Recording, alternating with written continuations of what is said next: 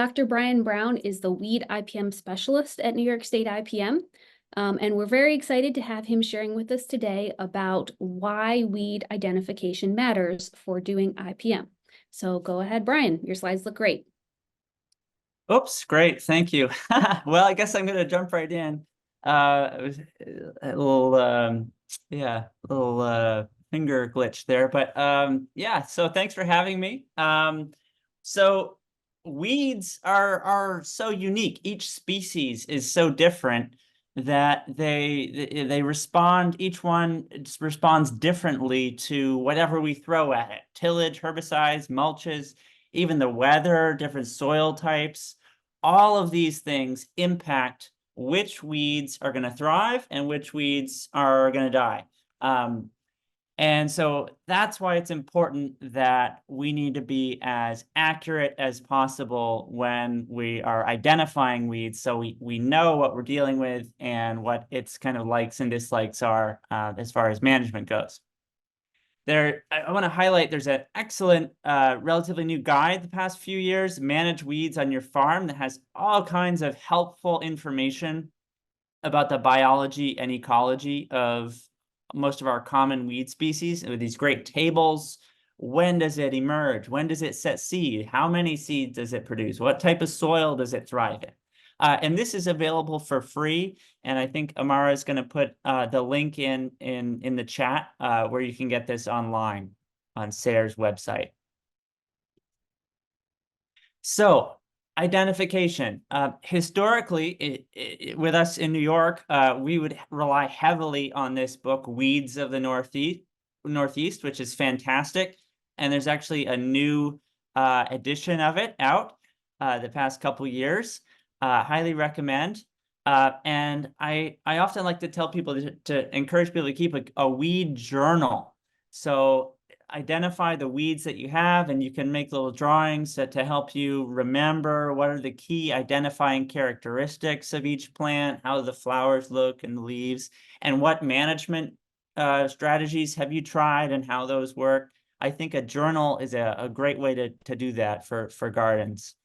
But nowadays, I think more common than books are becoming these weed ID apps on smartphones. The one that I've been most impressed with is called Picture This. And if you take a good picture, like the one here, of a close-up of the leaves or the flowers, it's fairly accurate. I'd say 80–90% of the time, it'll get you the right species. Or if not, it'll get you in the ballpark. So yeah, so using technology like this to our favor can help us identify weeds. I'm going to go through a few of the common weed species that we encounter in gardens, both vegetable and kind of landscape ornamental plantings. And I'm going to organize this by their life cycle. So summer annuals are those that emerge in the spring, set seed and die in the fall. Winter annuals emerge in the fall and then set seed and die in late spring or summer. Biennials take almost a full 2 years of growing seasons to complete their life cycle, and then perennials live for many years. So starting with the summer annuals, one of the most common we have is common ragweed, and so common ragweed, unfortunately, is the cause of a lot of our fall allergies from its pollen. It has a kind of a sharp shape to it. And you can identify it by its highly lobed and dissected leaves there in the bottom right picture. That's actually one leaf. So it has all these kind of fine dissections to it. And it has kind of a long, thin flowering stalk as well. So for common ragweed, it's one of our earliest emerging summer annuals. And, that's a benefit for common ragweed, but we can also kind of use that against it, in that if we're able to delay our plantings until June 1st, most of the common ragweed, and if not all of the common ragweed, will already have emerged. So if you can come through and rototill or prepare your garden for planting after that, you'll basically won't have any common ragweed in most of New York.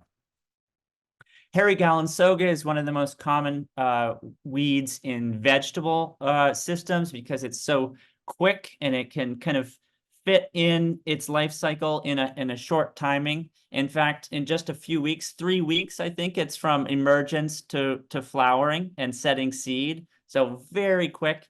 And that's why it was called public enemy #1 on this farm's bulletin board.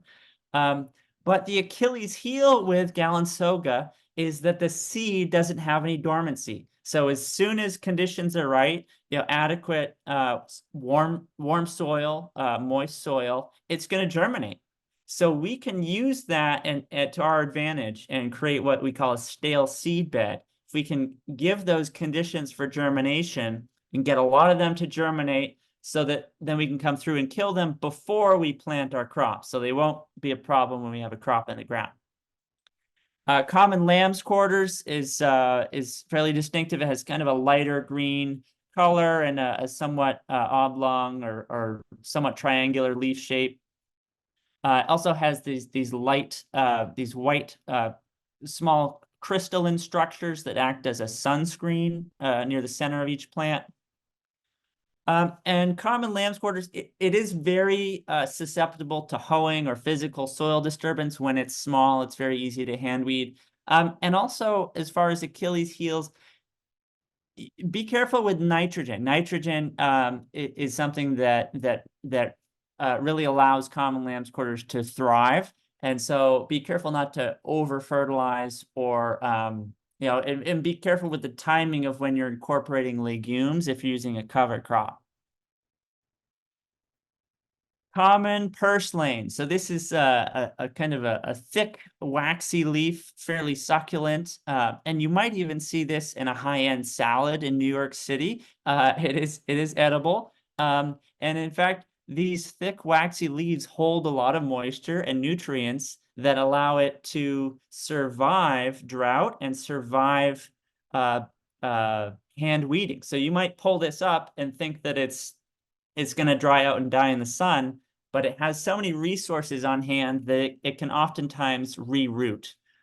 But as far as Achilles heel, it's shade intolerant and it's very low growing. I hardly ever see it taller than a foot tall. It tends to grow out rather than up.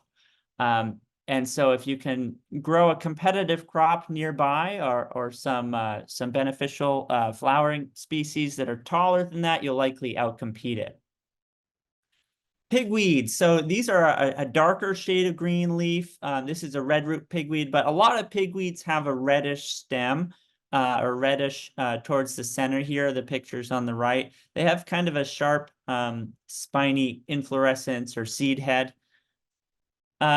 A few more pictures here, and take note on the bottom right, there are very fine hairs on most of our common pigweeds, but 2 of our pigweeds don't have any hairs. So they're completely smooth, and those 2 are probably the most problematic pigweeds in New York: tall water hemp and Palmer amaranth, which have some serious herbicide resistance issues. But for all of the pigweeds, they become inviable in the soil. The seeds don't live very long in the soil. So if you can do a good job controlling pigweed for just 3 or 4 years, you should virtually eliminate it from your soil. So crabgrass, which can be an issue on farms or in lawns, and it does, again, grow kind of out rather than up. It kind of looks like a crab.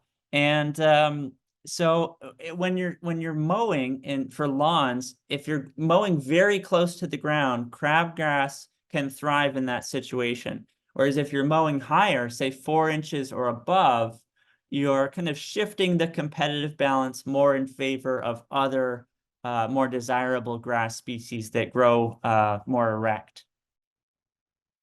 Barnyard grass. This is a large competitive grass and is very distinctive because in the picture on the left, in the collar region where the leaf comes down to the stem, it's very smooth, and most grasses have a ligule, but barnyard grass does not. So it's just this smooth junction from the leaf into the stem.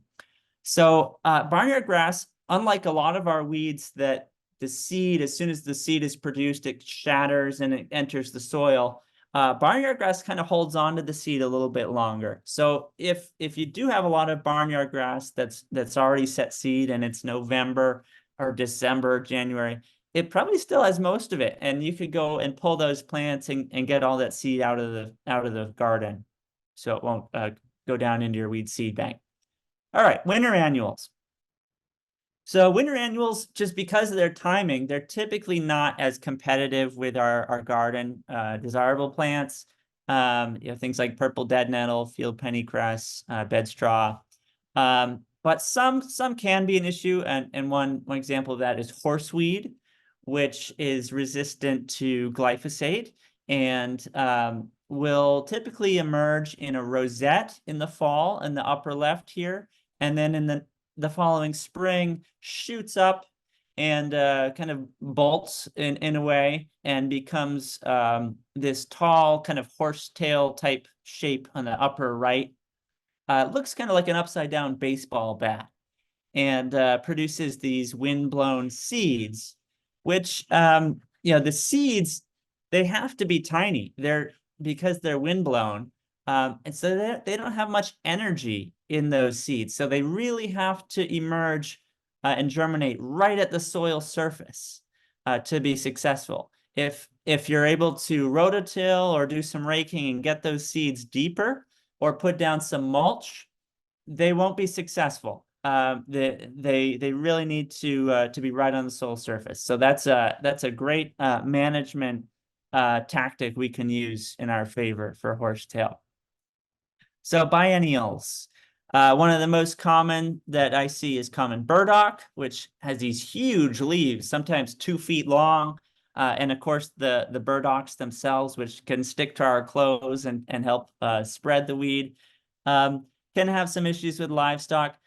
For most biennials, tillage, so rototilling, soil disturbance, is kind of the kryptonite because it needs a full 2 growing year, growing seasons.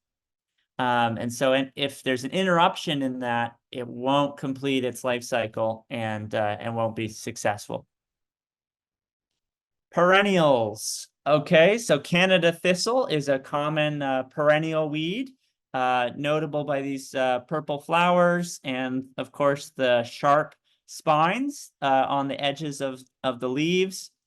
And what I really want you to take note of is the picture on the bottom right, the root system. So these are some vertical roots, but some horizontal roots called rhizomes that allow it to spread. And it's in the roots that most of our perennial weeds survive the winter. So we really need to be thinking about the roots and how do we target the roots. And how we do that is by repeatedly removing the top growth, which eventually starves out the root system. So not allowing the top growth to achieve more than 2 or 3 leaves.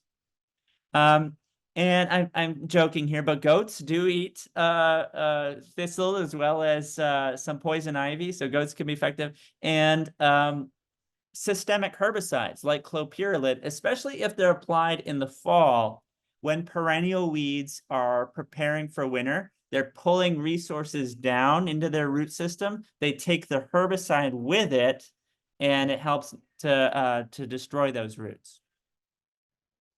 Quackgrass is another perennial, and it is particularly challenging in agricultural systems, but also in gardens and landscape areas. And here it is on the right. This is, I think, a few shoots coming out from one of those rhizomes, again, a horizontal root. But also there's a rhizome at the surface there that has dried out and died over the winter.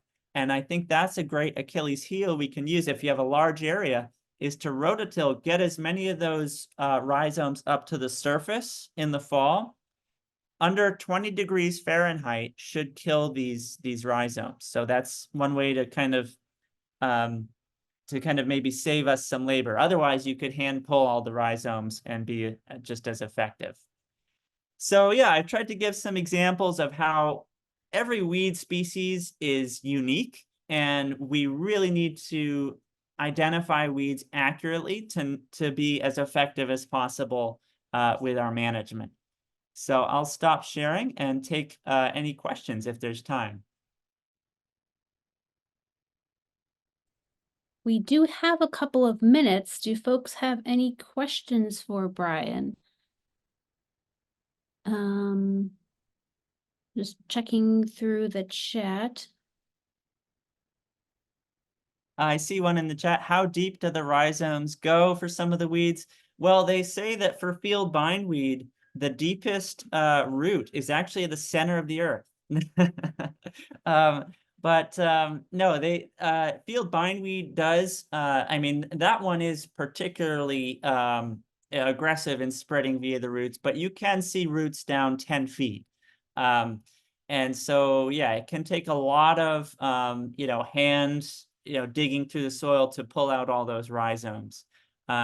So yeah, if you can do that, if that's an option, most weed species, perennials like quackgrass and the thistles, it's probably more like 4 or 5 feet. So that could be an option, and without doing a huge amount of excavation. But I think probably just repeatedly destroying the top growth is more feasible for folks, and you'll eventually starve the root system.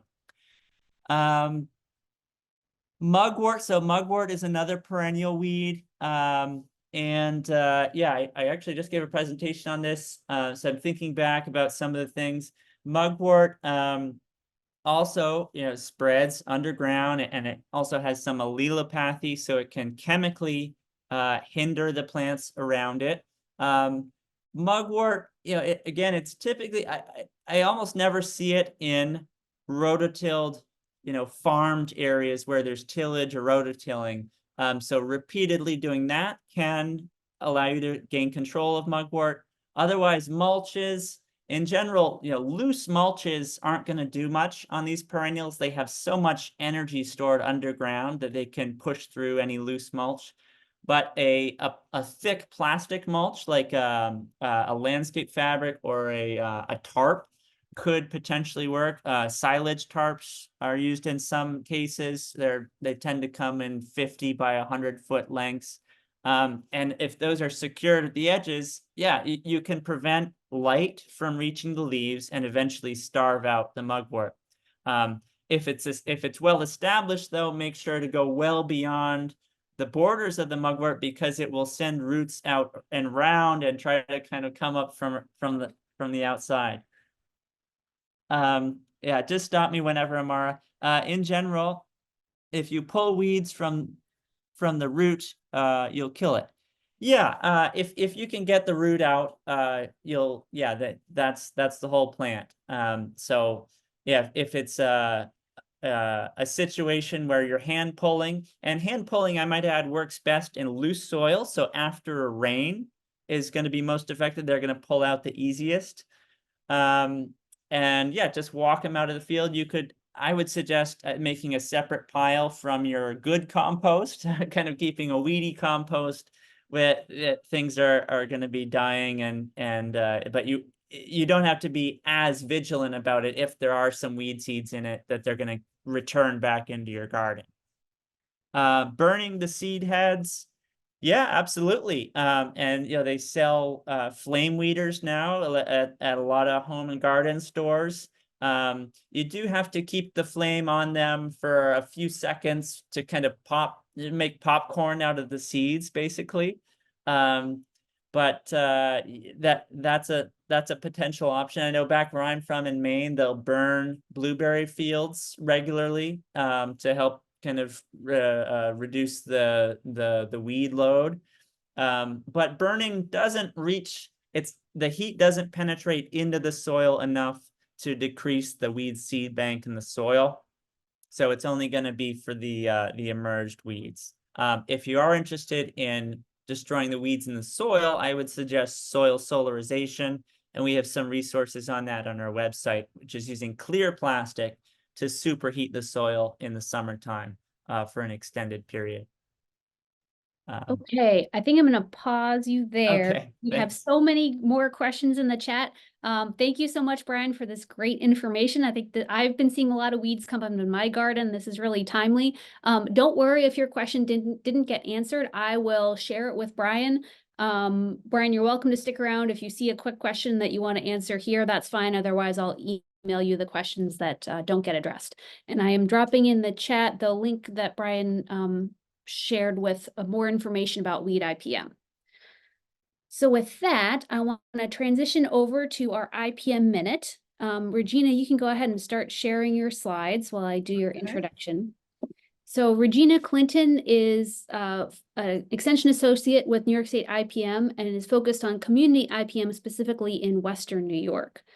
And today she's going to be talking with us about keeping rats out of specifically urban gardens. So go ahead, Regina. Okay, thank you, Amar, for that nice introduction. I'm talking today about rats in urban settings. Everyone knows if you're gardening in an urban setting, rats tend to be ubiquitous, and with them come the zoonotic diseases and foodborne pathogens that they could be sharing with humans. So it's important that we keep that in mind when we're trying to control them. So let's see. Okay, so I'm going to give you a very brief overview of an IPM approach to controlling rats in the garden. So that means I'm going to focus on the mechanical and cultural controls that you can do at home before you reach for the rodenticides. And so it's simply changing practices and using traps and things like that. But then, you know, as the need demands and more intervention is required, then you reach for those more invasive, more toxic alternatives like chemicals and rodenticides. So the key to any successful IPM program, though, it requires that you determine the cause of that infestation, and that often centers around the ability to disrupt access to food, water, and shelter. So when we're opening our IPM toolbox, that means that we want to try and prevent access to all of those things. And so if you are out in gardening, many of you are providing food for the animals, the additional animals, the birds. That's a potential food source for rats. So you also need to consider that. If many of you might be having poultry or any livestock in your area, those are also sources of food for rats. Often if you have birds, you're going to have rats in your garden as well. They're also consuming the feces that might be left around for any undigested food that might be in there, whether it be pet or livestock. And a lot of people don't think about your compost pile. So it is important that you have rodent resistant compost, whether you're using hardware cloth or something. Know that those teeth, that enamel is very hard on rats, and because of that, they're able to chew through plastic, even some in concrete. So using that hardware cloth that has gaps that are only a quarter to a half an inch in diameter is important in that. And then, of course, if you are having any garbage, it's important that you not have it overspilling. Make sure it's placed in a container that looks like this one here, and don't set it out too early. The other thing that I mentioned is trying to eliminate water sources. So rats need free water, whether that's coming from condensation on an AC unit, whether it's at your place or your neighboring place. Any standing water that you might have in buckets or pet bowls or tires, those are all potential food or water sources for those rodents. Leaky pipes, oftentimes, you know, we don't quite get our pipes shut off, and you might end up with, you know, an ample supply. So rats need, you know, on minimum, an ounce of water. It also depends on the foods that they're eating, but they do need to have free water. And then shelter. So rats need and love clutter because they're secretive animals. So any clutter and debris that you might have, those are prime locations for them to be. So rats might be under any of these areas. So they have vibrissae that help detect where they're at in their surroundings because they have really bad eyesight. And so they also use that on the top of their head to determine where to dig So these would be prime locations. So here's an example of a burrow system, and typically there are 3 entrances. One is the main entrance that they're always using, and 2 are the escape entrances where the net or where the nest from the nest to get away. But you'll see that there are boards and different things. So this would be a prime rat habitat. If you have any abandoned vehicles or appliances or outbuildings, these are all locations because they want to have cover. They're secretive animals. They don't want to put themselves at risk. So now let's talk about mechanical controls. And so there are many options out there, many snap traps that you can use. It's better to use ones that are plastic because they can withstand the elements. But when you're setting these traps, it's also important to think about protecting non-target organisms, pets that you might have, or children, or birds. So there are devices like the one in the lower left and in the right that protect the mechanism so they aren't vulnerable to those devices. You could also place them in a piece of PVC pipe that's large enough diameter for it to still deploy. Another option would be covering it with a board. And then it's important to think about where your placement of the trap. So use the evidence that you see in the surroundings. So look for droppings of the rats. They're fairly large, 3/4 of an inch in length, and blunt ends when we're talking Norway rats. Look for runways because rats tend to travel the same path. Look for sebum. This is the oil that's brushed onto any tight fitting spaces that they're going through. Those are all evidence of active activity going on, rat activity in the area. And then of course, look for those gnaw marks and burrows. Like I said, they typically have 3 entrances to their burrows. And then strategically place your traps based on the information that you've just gained from your assessment of the situation. You know, you've seen all the signs of it. Now start with pre-baiting, which means we're going to give them the food without setting the trap. So do this for 3 to 5 days and then follow it with intensive trapping where you actually set the traps. So this Catchmaster trap here in the image has way more bait than would be necessary ordinarily. But when you're pre-baiting, it's important to draw them in. Their rats are neophobic, and so any new thing will make them aware and not want to go towards that. So once you've done that, then after you've had successful trapping for a while, then pre-bait again, after a week or so, and so that you are not teaching them to be wary of that.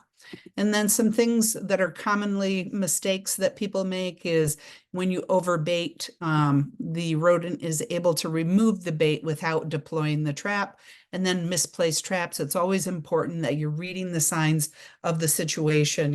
Is there evidence out there that indicates that they're using this space actively?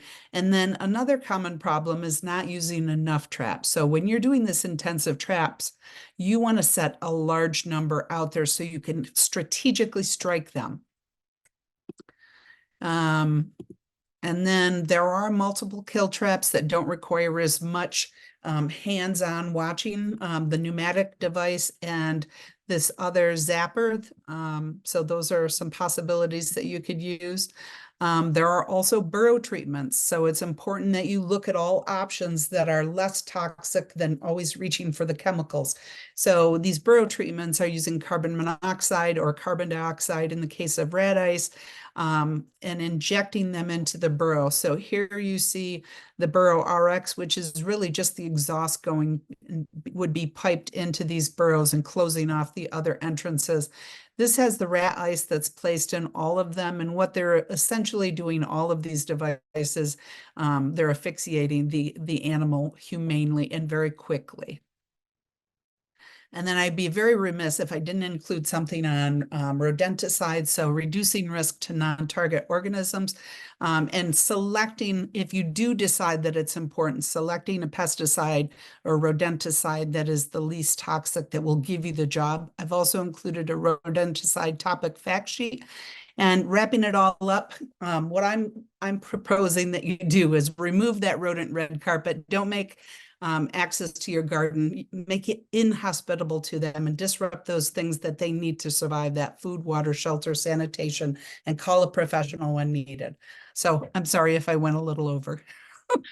That is great information. I'm going to ask you one quick follow-up question just before we leave. Am I right in thinking that the carbon monoxide treatment or the rat ice, that would be something that only a professional pesticide applicator could use, or professional pest control person?